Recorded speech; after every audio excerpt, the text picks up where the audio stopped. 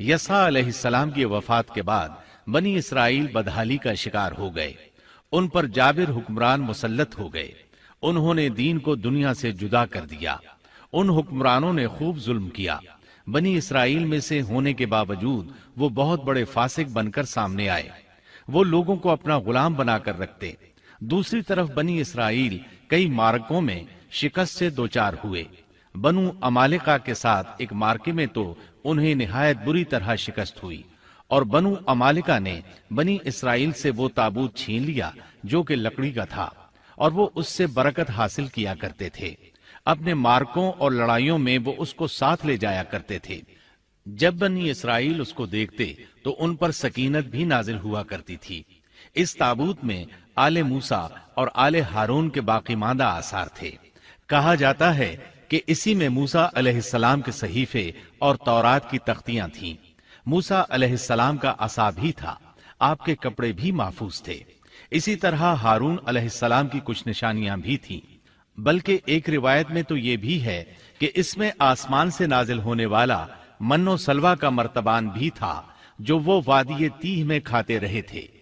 बहरहाल ये संदूक इस मार्के में उनके हाथों से निकल गया। इस पर बनु अमालिका ने कब्जा कर लिया। इस तरह बनी इसराइल का इफ्तिराक और इंतिशार बढ़ता चला गया, यहाँ तक कि बादशाहों पर भी इसके असरात पड़े और ये संदूक उन्हें भी न मिल सका। यहाँ तक कि अल्लाह के एक मुअज्जज पैगंबर शमवील अलैहिस्सलाम ज़हूर पजीर हुए। इन्हें शमून भी कहा जाता है। अरबी जुबान में इसके मुतरादिफ लफ्ज इस्माइल बनता है, और उनका नाम शमवील इस वक्त अरबी जुबानों की किताबों में आम हो चुका है। शमवील अलैहिस्सलाम ने दावत तौहीद शुरू की। उन्हें हक की तरफ बुलाने लगे। चूंकि बनी इसराइल अपने इंतशार और तफरीके को एक अजीम मुसीबत समझ रहे थे, वो उनकी दावत को कबूल करने लगे। फिर उन्हें ये एहसास हुआ कि एक बादशाह का होना भी निहायत जरूरी है, ताकि वो इनके दुनियावी मामलात और सियासी उमूर की बागडोर संभाले। चुनाचे इकट्ठे होकर शमवील अलैहिस्सलाम के पास आए। कहने लगे, हम में से एक शख्स को मुंतखब कर दीजिए जो हम पर हुकूमत करे, और जालिमों से बदला लेने के लिए जब लड़ाई हो तो वो हमारी क़ियादत करे। कुरान करीम में इस किस्से को बहुत वजाहत से बयान किया गया है। अल्लाह ताला सूरतुल बकरा आयत 246 में फरमाते हैं, क्या आपने मूसा के बाद वाली बनी इसराइल की जमात को नहीं देखा, जबकि उन्होंने अपने पैगंबर से कहा कि किसी को हमारा बादशाह बना दीजिए ताकि हम अल्लाह की राह में जिहाद करें। पैगंबर ने कहा, मुमकिन है कि जिहाद फर्ज हो जाने के बाद तुम जिहाद न करो। उन्होंने कहा, भला हम अल्लाह की राह में जिहाद क्यों न करेंगे? हम तो अपने घरों से निकाले गए हैं और बच्चों से दूर कर दिए गए हैं। फिर जब उन पर जिहाद फर्ज हुआ तो सिवाय थोड़े से लोगों के सब फिर गए, और अल्लाह जालिमों को खूब जानता है। अल्लाह ताला फरमा रहे हैं कि ये वाकया मूसा अलैहिस्सलाम के बाद पेश आया, और उलमा इस पर मुत्तफिक हैं कि ये शमवील अलैहिस्सलाम का वाकया है। बनी इसराइल कहने लगे, ए शमवील, हमारे लिए एक हाकिम मुकर्रर कर दीजिए ताकि हम उसकी सरबराही में अलम जिहाद बुलंद करें और बनु अमालिका को शिकस्त देकर उनसे इंतकाम लें। शमवील अलैहिस्सलाम और यूशा अलैहिस्सलाम के दरमियान 460 साल का फासिला है। बनी इसराइल को जिहाद किए एक तवील अरसा गुजर चुका था जबकि वो फतह याब हुए थे। इस वक्त तो वो बुरी तरह शिकस्त खुर्दा थे। शमवील अलैहिस्सलाम कहने लगे, मुझे तो महसूस होता है कि तुम सिर्फ जुबान की हद तक ये कह रहे हो, जिहाद फर्ज होने पर तुम पीछे हट जाओगे। उन्होंने कहा, यह कैसे मुमकिन है जबकि बनु अमालिका ने हमें बहुत तकालीफ पहुंचाई हैं, हमें अल-कुद्स से निकाल दिया। बुख्ते नुसर बादशाह ने हमारी बहुत बड़ी तादाद को कत्ल किया है, लिहाजा हम तो उनसे जरूर लड़ेंगे। फिर अल्लाह ताला ने शमवील अलैहिस्सलाम पर वही नाजिल की कि जिहाद फर्ज हो चुका है। जब बनी इसराइल ने यह खबर सुनी तो सिवाय चंद एक के सब ने जिहाद से मुंह मोड़ लिया, और ये वही लोग थे जो कुछ देर पहले पुख्ता अहदो पैमान कर रहे थे कि हम जिहाद करेंगे। शमवील अलैहिस्सलाम के साथ रहने वालों की तादाद 8000 थी, जबकि पीछे हटने वाले लाखों की तादाद में थे। इसलिए कि जब बनी इसराइल मिस्र से आए थे तो उनकी तादाद 6 लाख थी, और इस वक्त तक तादाद बहुत बढ़ चुकी थी। اب جو لوگ جہاد کے لیے تیار ہوئے انہوں نے پوچھا کہ ہماری قیادت کون کرے گا؟ شمویل علیہ السلام نے انہی میں سے ایک شخص طالوت کو منتخب کیا۔ طالوت بن قیش یعقوب علیہ السلام کے بیٹے بنیامین کی نسل سے تھا۔ طالوت سے پہلے بنی اسرائیل کے جتنے بادشاہ تھے تمام کے تمام یہودا بن یعقوب کی نسل سے تھے۔ بنی اسرائیل کو بہت تعجب ہوا، انہیں امید تھی کہ ان کا بادشاہ یہودا کی نسل سے ہوگا، لیکن ہو گیا بنیامین کی نسل سے۔ چنانچہ انہوں نے اسے تسلیم کرنے سے انکار کر دیا اور آگے سے باطل تعویلات کرنے لگے۔ اللہ تعالیٰ سورۃ البقرہ آیت 247 میں فرماتے ہیں، اور ان سے ان کے نبی نے فرمایا کہ اللہ تعالیٰ نے طالوت کو تمہارا بادشاہ بنا دیا ہے، تو وہ کہنے لگے کہ بھلا اس کی ہم پر حکومت کیسے ہو سکتی ہے؟ اس سے تو کہیں زیادہ بادشاہت کے حقدار ہم ہیں، اس کو تو مال میں فراخی بھی نہیں عطا کی گئی ہے۔ نبی نے فرمایا، سنو، اللہ تعالیٰ نے اسی کو تم پر برگزیدہ کیا ہے، اسے علمی اور جسمانی برتری بھی عطا فرمائی ہے۔ بات یہ ہے کہ اللہ جسے چاہے اپنا ملک دے، اللہ تعالیٰ کشادگی والا، علم والا ہے۔ طالوت ایک غریب آدمی تھا، مالی حیثیت بھی اچھی نہیں تھی، چمڑوں کو رنگ کر پیٹ پالتا تھا، لیکن اس وقت علم و حکمت میں اس کا کوئی ثانی نہیں تھا، اور جسمانی ڈیل ڈول بھی اس قدر تھا کہ جو ایک بار دیکھتا ہی رہ جاتا۔ اللہ نے اسے بہت اچھا جسم اور اعضاء عطا فرمائے تھے، رنگ بھی سفید تھا، لیکن چونکہ وہ یہودا کی نسل سے نہیں تھا، اس لیے وہ کہنے لگے اس کی نسبت تو ہم زیادہ حقدار ہیں کہ بادشاہ بنے۔ ان کی بات کا جواب شمویل علیہ السلام نے یہ دیا کہ یہ انتخاب میرا نہیں، اللہ تعالیٰ کا ہے، اور بادشاہت کے لیے عقل اور جسمانی طاقت کی ضرورت ہوتی ہے۔ بادشاہت یوں بھی اللہ کے اختیار میں ہے، جسے چاہے عطا کر دے۔ یہ سن کر ان میں سے اکثر نے لڑنے سے انکار کر دیا، اللہ کے نبی کی اطاعت بھی چھوڑ گئے۔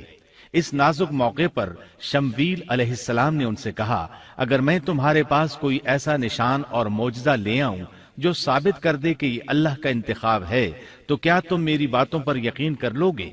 وہ کہنے لگے، جی ہاں۔ چنانچہ اللہ نے انہیں ایک معجزہ عطا فرمایا۔ اس کا ذکر سورۃ البقرہ آیت 248 میں آیا ہے۔ ان کے نبی نے ان سے پھر کہا کہ اس کی بادشاہت کی ظاہری نشانی یہ ہے کہ تمہارے پاس وہ صندوق آ جائے گا جس میں تمہارے رب کی طرف سے دل جمعی ہے، اور آل موسیٰ اور آل ہارون کا بقیہ ترکہ ہے۔ فرشتے اسے اٹھا کر لائیں گے۔ یقیناً یہ تو تمہارے لیے کھلی دلیل ہے اگر تم ایماندار ہو۔ اس آیت میں اللہ تعالیٰ نے شمویل علیہ السلام کی نبوت اور طالوت کی بادشاہی ثابت کرنے کے لیے نازل ہونے والے معجزے اور علامات کا ذکر کیا ہے، یعنی وہ تابوت جسے بنو عمالقہ نے چھین لیا تھا وہ واپس آ جائے گا اور فرشتے اسے اٹھا کر لائیں گے۔ چنانچہ لوگوں کے دیکھتے ہی دیکھتے اللہ کے فرشتوں نے اس تابوت کو لا کر طالوت کے سامنے پیش کر دیا۔ یہ معجزہ دیکھ کر وہ مطیع ہو گئے۔ اب طالوت ان لشکروں کو لے کر دشمن کی طرف بڑھے۔ اللہ تعالیٰ سورۃ البقرہ آیت 249 میں فرماتے ہیں، جب طالوت لشکروں کو لے کر نکلے تو کہا، سنو، اللہ تمہیں ایک نہر سے آزمانے والا ہے، جس نے اس میں سے پانی پی لیا وہ میرا نہیں، اور جو اسے نہ چکھے گا وہ میرا ہے۔ ہاں، یہ اور بات ہے کہ اپنے ہاتھ سے ایک چلو بھر لے، لیکن سوائے چند کے باقی سب نے پانی پی لیا۔ جب طالوت نے سفر شروع کیا تو راستے میں ایک نہر آ گئی، ادھر لشکر پیاسا تھا۔ اللہ تعالیٰ نے اس کے ذریعے مخلص لوگوں کو الگ کرنے کے لیے ایک امتحان لیا۔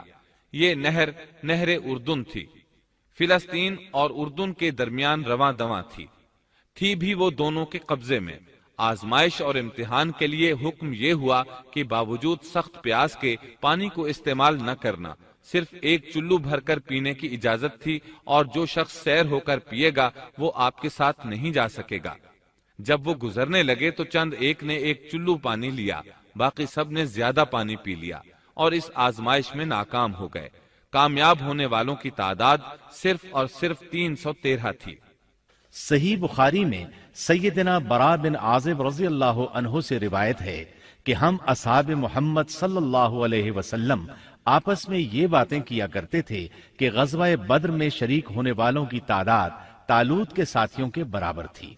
اللہ تعالیٰ سورۃ البقرہ आयत 249 में फरमाते हैं, तालूत मोमिनों के साथ जब नहर से गुजर गए तो वो लोग कहने लगे, आज तो हम में ताकत नहीं कि जालूत और उसके लश्करों से लड़े।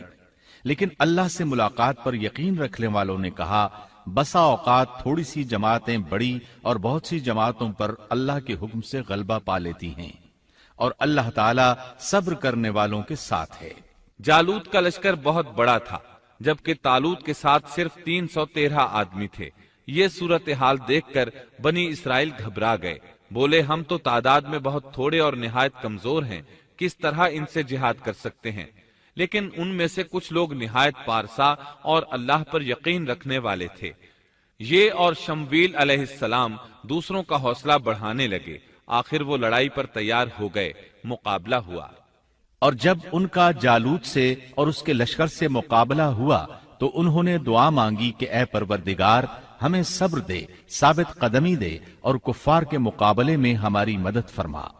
मुकाबला शुरू हुआ। जालूत अपने लश्कर से निकला और मुकाबले के लिए ललकारा। ये बहुत ताकतवर था, उसका पूरा बदन असलहे से लैस था।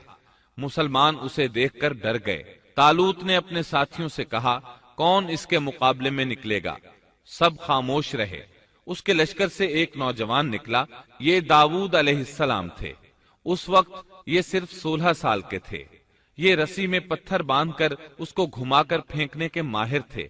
निशाना जबरदस्त था, पत्थर बहुत तेजी से जाता था, इसकी जरब बहुत शदीद होती थी। जालूत ने इन्हें देखकर मजाक उड़ाया।